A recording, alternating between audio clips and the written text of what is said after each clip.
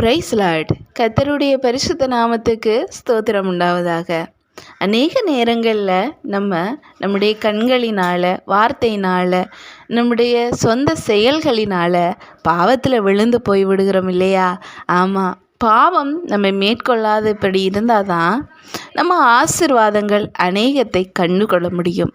ஆமாம், யோசேப்பு இப்படி தான் பாவத்துக்கு விலகி ஓடினார்.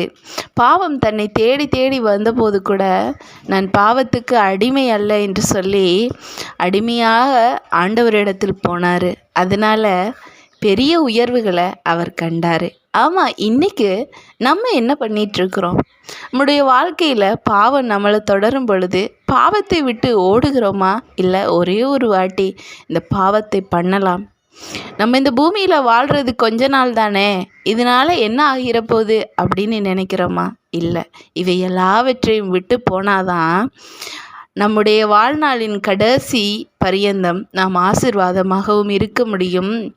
நம்முடைய வாழ்நாள் முடிந்தாலும் அவரோடு நித்தியமான வாழ்விலும் ஆசீர்வாதமாய் இருக்க முடியும். நம்முடைய வாழ்க்கையில் நித்தியமாய் வருகிற ஒன்றுக்காக போராடுவோம், பாவத்தை விட்டு விலகுவோம். யோசேப்பை போல பாவத்தை விட்டு ஓடிப்போவோம்.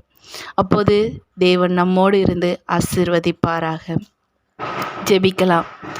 மகா இரக்கமும் கிருபை நிறைந்த நல்ல ஆண்டவரே, இந்த ஆசீர்வதிக்கப்பட்ட நாளிலும் ஆண்டவரே, நாங்கள் பாவத்தை விட்டு விலகுகிறவர்களாய் வாழ கர்த்தர் கிருபை தாங்க.